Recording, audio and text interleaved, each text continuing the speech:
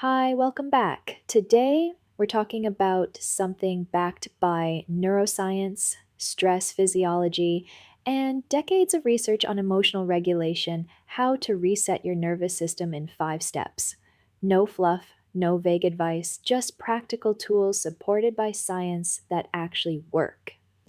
Let's start with a simple truth. Most people today are living with a chronically activated nervous system, not because they're weak, not because they can't handle stress, but because the modern world overwhelms the brain in ways it was never designed for.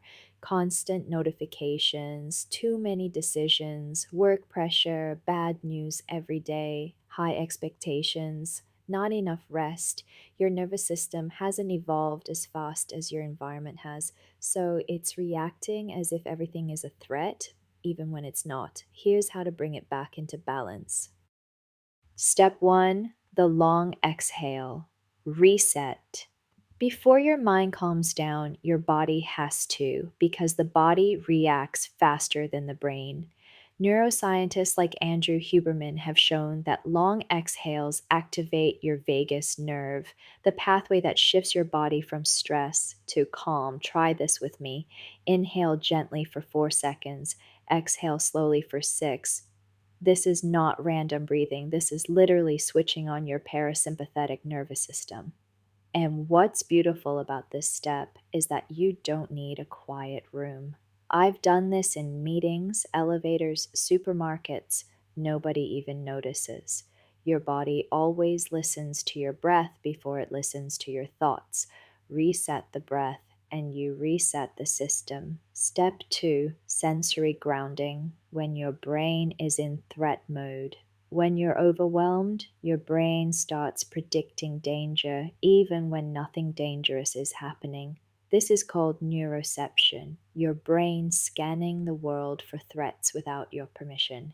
Grounding yourself with your senses brings the brain back to reality. Look at something neutral around you, a tree, a cup, a window. Notice the weight of your body, the texture of what you're touching, the temperature of the air. This shifts activity away from the amygdala, the fear center, and back into your prefrontal cortex, the part that handles logic and choices. It's not mindfulness for the sake of mindfulness, it's neuroscience.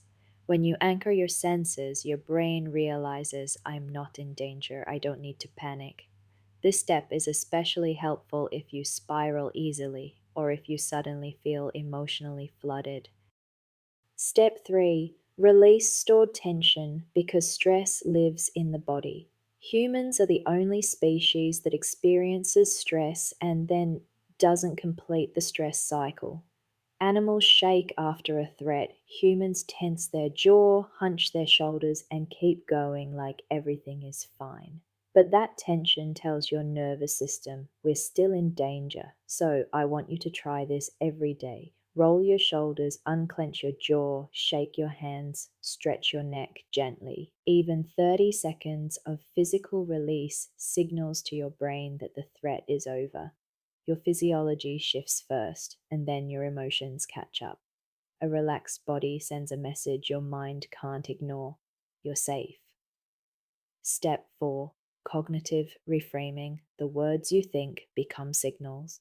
Your nervous system listens to your thoughts, literally. If you think, I can't handle this, your brain triggers adrenaline. If you think, this is stressful, but I can manage, your brain activates coping pathways. One sentence can shift your biology. This isn't forced positivity, this is accurate thinking. Because most stress isn't caused by a situation, it's caused by how your brain interprets it. Stanford research shows that when you reframe stress as manageable, your resilience increases and your panic decreases. So, next time you're overwhelmed, try saying, this feels like a lot right now, but I know how to bring myself back. This is emotional intelligence in real time. Step 5, behavioral pacing. Slow your movements, calm your mind. This final step is one most people never think about, but it's incredibly powerful. Your brain watches your body to decide how to feel. If you rush, speak fast, scroll fast, walk fast, your brain reads it as danger. But when you intentionally slow your pace, even slightly, your nervous system shifts toward safety. Try slowing your breathing, speaking more gently, pausing 1 extra second before answering, walking just a little slower. This is called behavioral downshifting, and it's used in trauma therapy, performance psychology, and emotional regulation training. When your body moves like you're safe, your nervous system follows. Now, let's talk about why these steps matter so much in today's world.